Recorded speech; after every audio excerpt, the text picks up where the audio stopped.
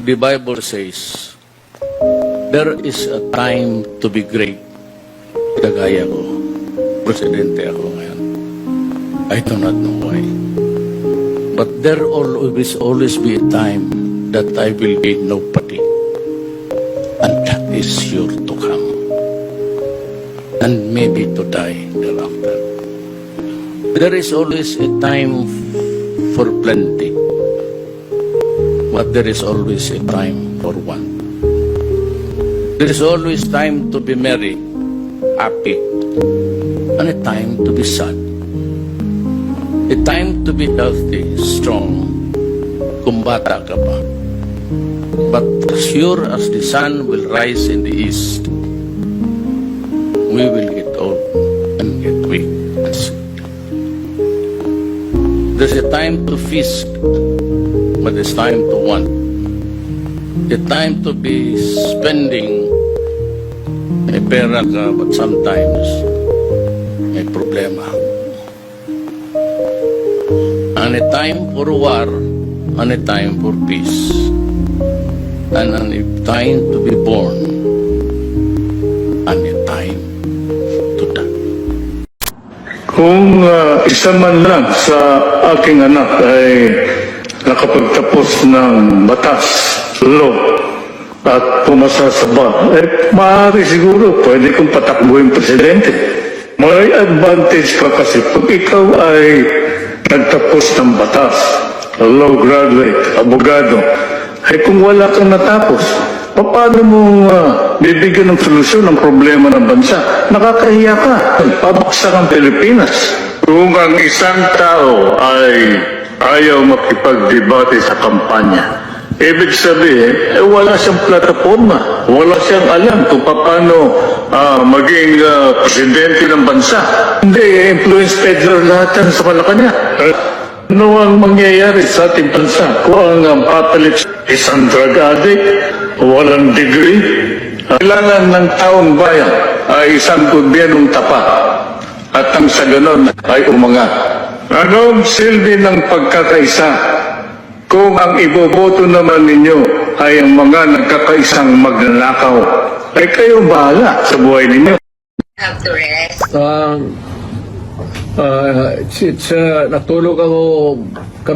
Natulog kami buong araw, ma'am. That's nice to hear. Okay, sir. Unang-una, how are you po? Talagang ang daming gusto magtanong, kumusta po si President Duterte? Sa awa ng Diyos, okay ako. Wala nga. Okay, sir. Hindi na po ako magpapaligoy-ligoy pa, sir. Nitong weekend, lalo na kahapon, ang dami hong nagulantang at nagpanik dahil dun sa balita. Ano po ba talaga ang nakarating sa inyo, sir? Meron daw po ba kayo talagang warrant of arrest? Ano po? Alam mo, ma'am, what is circulating in the city of Manila, it's almost the same that's being bruited around dito because of the communications, very easy. As a matter of fact, it's almost instant, ilang segundo lang. So ang masasabi ko, ma'am, is though I do not claim ignorance about the moves before and long before and after a few months of respite, nandiyan na naman yung issue. So I guess this mga ano na ito, issues, I would call them, would hound me until the dying days of my life. Okay. So, ano to, sir? So, they won't really stop. Again? So, talagang hindi sila titigil, sir? No, as I remain, mainly if I remain to be a politician all the year round, But it might simmer a little bit down the line. Siguro pag hindi na masyado ako active. But for as long as I am there in the political arena of the Republic of the Philippines, I would be a constant, not really issue, but a good copy for whatever I say or whatever I do, and what happened yesterday and what will happen tomorrow. Alright. Ganon kayo. Sir, okay, sir, does this bother you, sir? Itong mga naglutangang information na meron ng warrant sa inyo? Warrant of arrest? Alam mo ma'am, sa totoo lang, I have been in politics for almost nearly 30 years. Been mayor, lahat na klaseng issue. Firstly as vice mayor, then congressman, then as president. Hindi ko naman siya nasabi minamaliit ko. Pagyayabang yan eh. But it's almost an day in, day out, month long, year after year. It's has become an irritation, really. Especially if patanda ka na and you still have to deal with the same questions and issues until now. Pero I take it as part of my political life.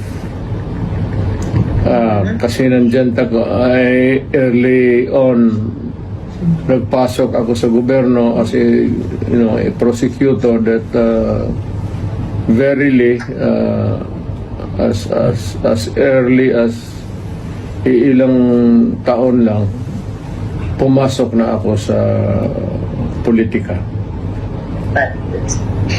Okay. Sir, kung sakali nga po na meron at kayo ay pasoman po, will you appear? Again, ma'am. Just, if ever na meron na po talaga, kung talagang totoo nga itong warrant of arrest ng mga lumulutang, kung sakaling meron niya talaga, what's your plan po? Will you appear kung sakaling ipasoman po kayo, sir?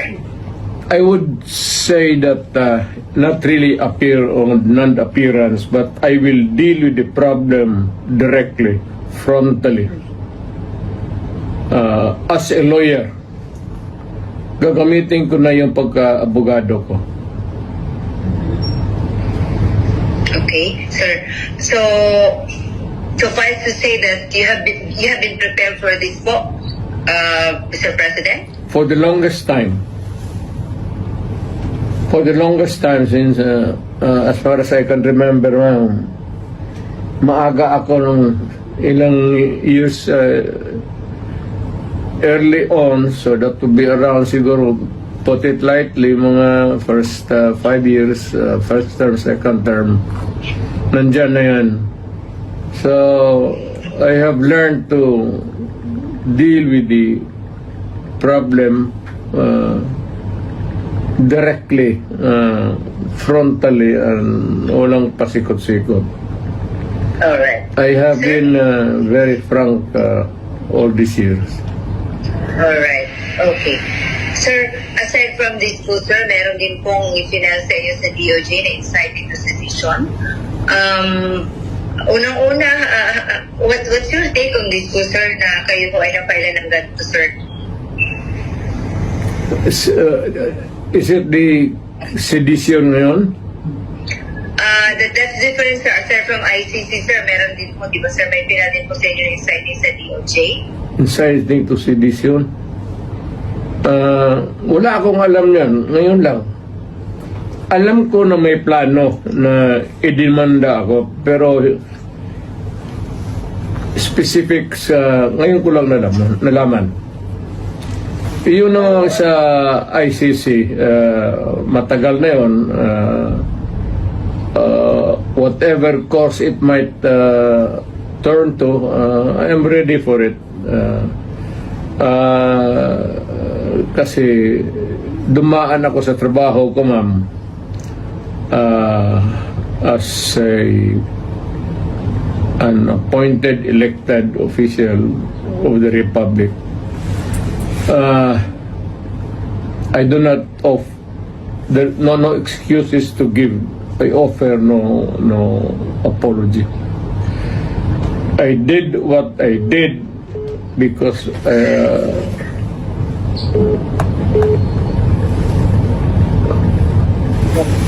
Okay, go ahead, sir.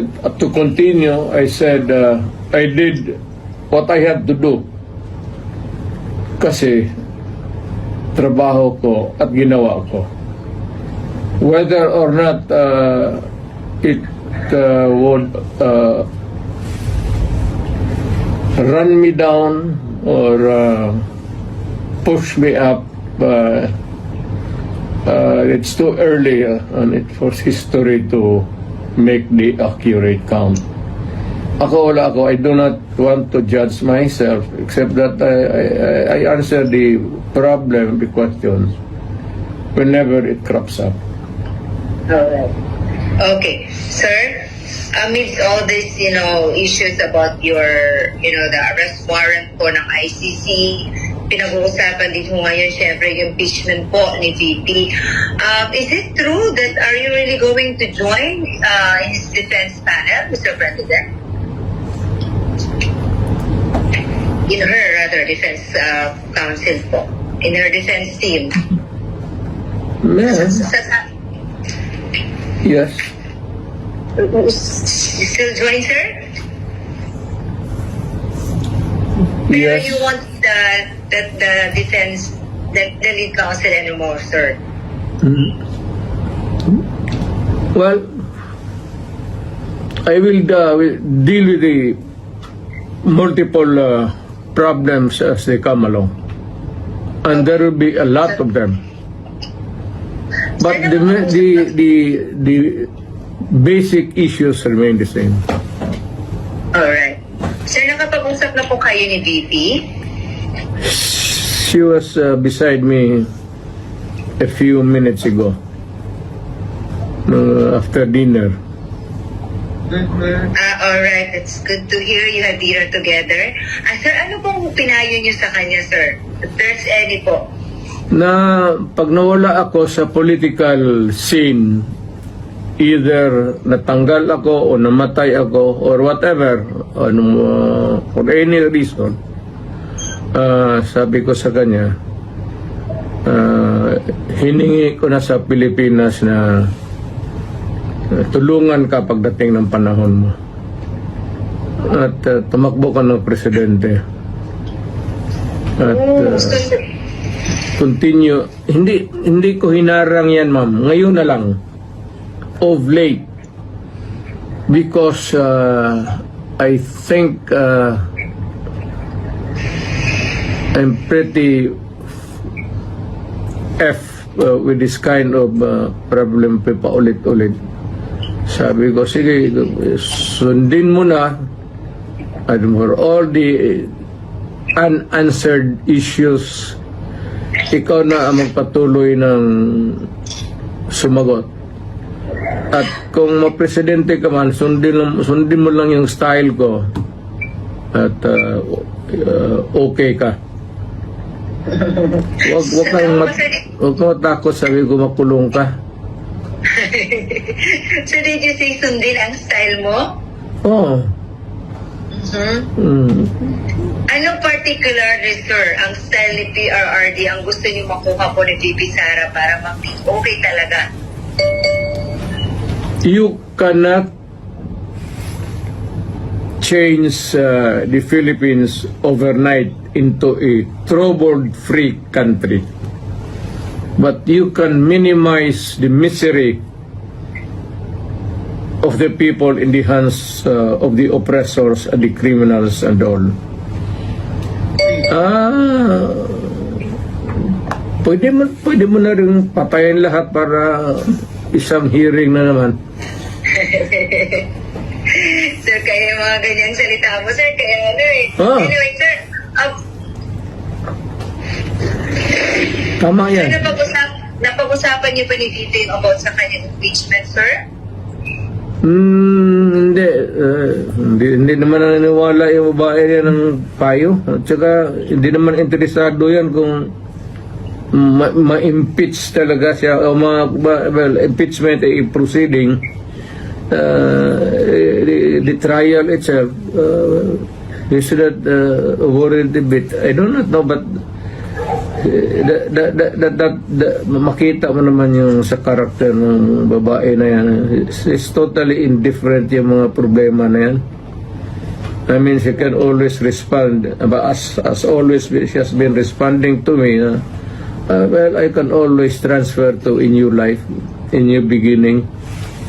Ganun yan siya eh. So, pagka ganun ang kausap po ang tao, hindi mo mabigyan ng payo. What for? Hindi naman nakikinig. Okay. Sir, what made you change your heart? Kasi alam namin nung una, lagi niyo pong dinidiscourage si Ma'am Inday na wag talagang tatakbo kasi you've been there. Alam niyo, ayaw niyo siyang mahirapan. What made you change your heart and mind and now you're convincing your daughter to run na po for president? Why the change of heart po? Para yung she truly loves her country. Dapat gawin gawin. At this time, at this point in time, when paalis na ako at patanda na, at maybe sooner than expected, I will make my exit as a politician. And then how did she respond, or what was her reply po to you, sir? I think si Inday has become a political animal. Kasi lolo niya for the longest time, governor of Davao Province yung isa pa. Parang pumasok na sa subconscious level niya yung politika. Ako'y nahihiyang magsabi sa inyo o iinganyuhin kayo na magsabi na bring him home. Dahil in the first place, hindi natin siya napigilan na dalhin doon sa ICC. Ako talaga ay masama ang loob ko. Mahiya ako sabihan kayo na bring him home. Na in the first place, hindi ko naman talaga siya napigilan na ibiyahe doon sa ICC. Kaya napakasama ang loob ko po. Nung nangyari yon, hindi ko alam kung anong naramdaman ko. Para bang ganito na tayo ngayon, ka-helpless. Sarili nating pulis ang magdadala ng ating dating presidente, piliting isakay sa eroplano para ibiyahe doon sa The Hague, Netherlands. On what basis? On what basis? Palaging sinasabi ni President Marcos, hindi namin ni-recognize ang ICC. Kasi hindi natin membro. Hindi kami nagko-cooperate sa ICC. Anong ginawang rason ni Pangulong Bongbong Marcos? Interpol! Bullshit! Interpol! Ako! Naging chief PNP ako! Alam ko ano ang papel ng Interpol sa mundo! Huwag niyo akong lukuhin! Commitment sa Interpol! Bullshit! Interpol! Presidente ka! Presidente ka ng Pilipinas!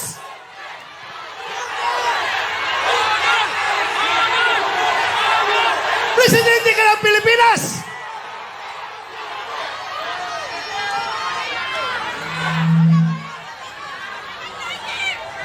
Presidente ka ng Pilipinas! Magpa-pressure ka sa Interpol? Ha? Pero ang lumalabas, mas gigil na gigil, mas atat na atat sila kaysa Interpol, kaysa ICC. Atat na atat sila na ibiyahe si Pangulong Duterte. Bakit? Di ba katungkulan na ating gobyerno ayon sa ating konstitusyon to protect, to serve and protect the Filipino people? Siniservisyohan niya? Yung mga dayuhan, hindi ang Filipino people. Kasi ang Filipino people, yun ang pinadala niya doon sa dahig. Alam nyo, habang kinakarga siya sa aeroplano, nag-struggle sila doon.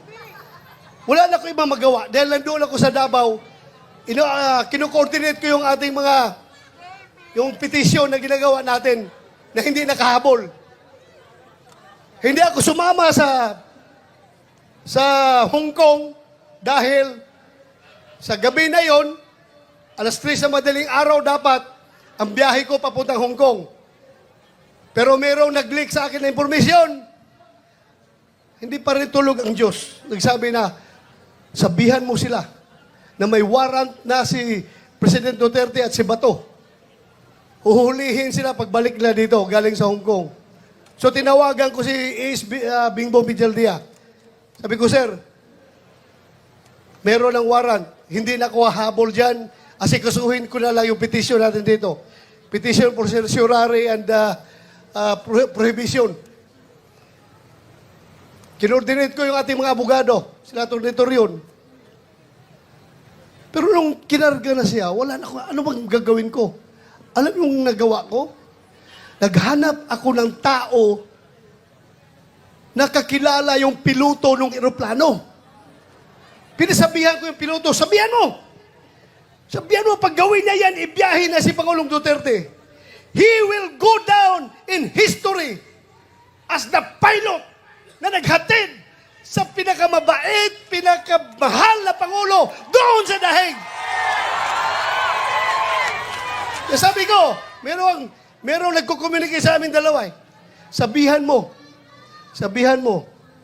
pagdalahin niya si Pangulong Duterte doon, mananagot siya sa taong bayan. Mananagot siya.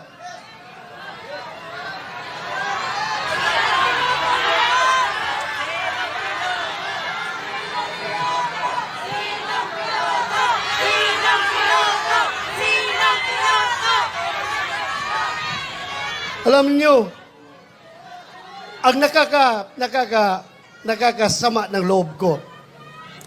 Alam mo yung isang barangay kapitan? Sa barangay kapitan, maliit na barangay. Kausapin mo. Kap, anong tingin mo dito? Tama ba ito? Hindi. Sabi ng kapitan sa'yo, sir, ikaw naman, sir. Pareho tayong lalaki. Hindi pwede yan, sir. Hindi talaga. So may isang salita. Pero may nakausap ako isang presidente. 2 bisis ha. Unang bisis. Doon sa Bukidnon. Kasi nung 2022 election, kung hindi si Inday Sara makasama sa kanilang rally, kasi mayroong ibang commitment, ako ang nagpo-proxy kay Inday Sara. Kasama kami na sa stage. Siyang kandidato na presidente, ako ang nag-represent kay Inday Sara. Nag-uusap kami doon sa Bukidnon. Alam mo, sabi sa akin, hindi siya papayag na makialam ang ICC sa ating bansa. Hindi pa siya presidente noon. Hindi ba presidente? Pangalawang bisis, presidente na siya. Doon sa Malacanang, inibitahan niya kami. Tinanong ko siya, ano ba itong stand nyo, Mr. President? Pabago-bago. Iba yung sinasabi mo, tapos yung mga tao mo, iba ang sinasabi. Ano ba talaga? Mabuti yung lalaki sa lalaki, sir. Sabi ko, lalaki sa lalaki, sir. Prangkahin mo ako. Para I know what to do. Please, prangkahin mo ako. Sabi niya sa akin, alam mo ba to? Kahit gabuhok mo, kahit wala akong buhok ha, kahit gabuhok mo or buhok ni President Duterte, hindi mahahawakan ng ICC. Hindi ako papayag na papasok ang ICC dito. Alam mo, dagdag niya.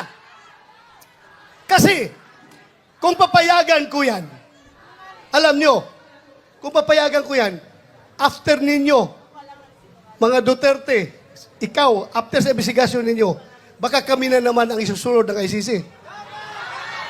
So, naniwala ako. Pero bakit ngayon, yung nagkahiwalay ang unit team, bakit biglang nagbago? Bakit biglang nagbago? Halata na itong lahat, ang ugat nitong lahat, ay kasakiman sa poder ng gobyerno. Ayaw nila na papalit si Vice President Inday Sara sa 2028 para maging presidente. Sinimulan nila yan sa People's Initiative. Doon nagsimula. Nagka-litsi-litsi ng Pilipinas. Ngayon, anong nangyari? Saan pupunta ang Pilipinas nito? Wala. We are very much divided. Mabuti sana kung ang division ay 50-50. Hindi ako statistician, pero alam ko, ang division ay nasa 80-20. 80 tayo, 20 lang sila. Pero, yung 20 na yan, sila may hawak ng poder ng gobyerno, kaya tayong 80, kaya tayo ang majority. Tahimik lang ang mga tao dahil nagtitimpi lang ang mga tao. Nagtitimpi lang ang mga tao. Anywhere I go, Luzon, Visayas, Mindanao, magsabi lang tao sa akin, Sir, sabihan mo yung kasama mo sa Team Suka. Sige lang, sir. Tiis lang kayo. Basta kami, sir, alam namin what to do. Alam namin, sir. Basta kami, makita na lang natin sa balota kapag kami bumoto. Magugulat na lang kayo kung anong magiging resulta. Ako naman naniniwala. Dahil hindi man ako nakiusap sa kanila. Hindi ako nakiusap sa kanila. Sila kusang loob na lumapit sa akin.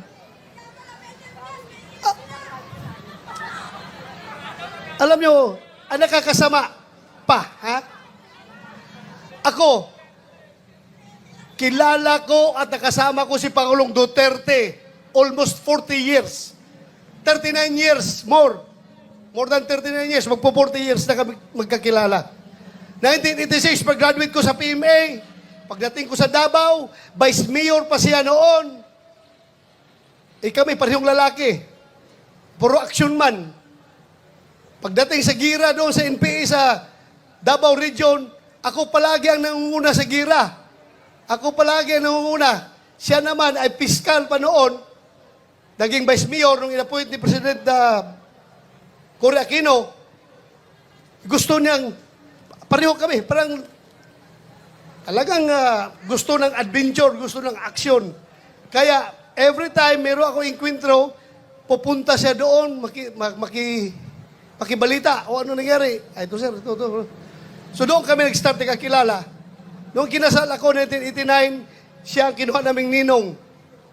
At from there on, doon na. Nagsimula ang aming samahan.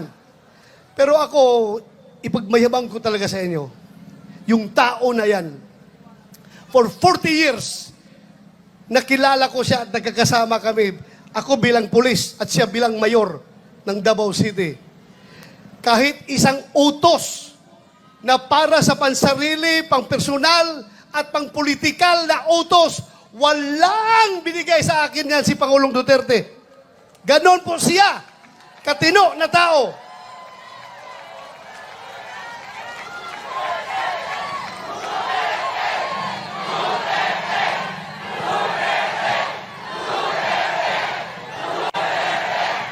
Kaya mga kaibigan, pagdating ng araw, ako ayaw ko sana kayo isama sa problema ko. Ayaw ko idamay kayo.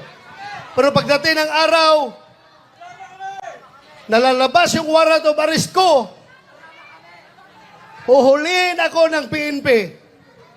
Ito lang masasabi ko sa inyo. Ito lang masasabi ko sa inyo. Lahat ng ginagawa nila ay illegal. Kasi yung warrant of arrest na kanilang siniserve sa atin, hindi yan nanggagaling sa competent authority. Hindi yan nanggagaling sa local natin. Hindi yan ni-recognize natin dahil hindi tayo under sa kanila. Kaya dapat magkakaisa tayo. Hindi ko kayo dinadamay ha, pero pinapaalam ko lang sa inyo. Any time of the day, baka ngayon, pagbaba ko sa entablado, nandyan na, nakabang na sila, arestuhin na ako. Bahala kayo, sige.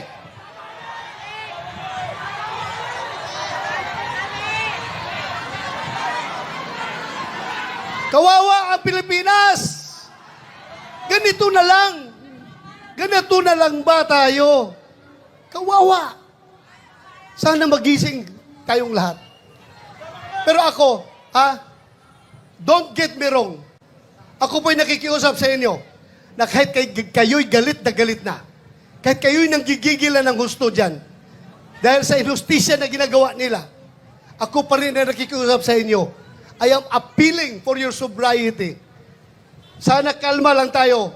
Huwag tayo gumawa ng dahas. Dahil pagdating sa dahas, bibigyan natin sila ng rason na mag-declare ng martial law. Diba? Huwag niyong gawin yan. Huwag niyong gawin. Huwag kayong gumawa ng dahas. Huwag natin sila bigyan ng rason para magdeklara ng martial law.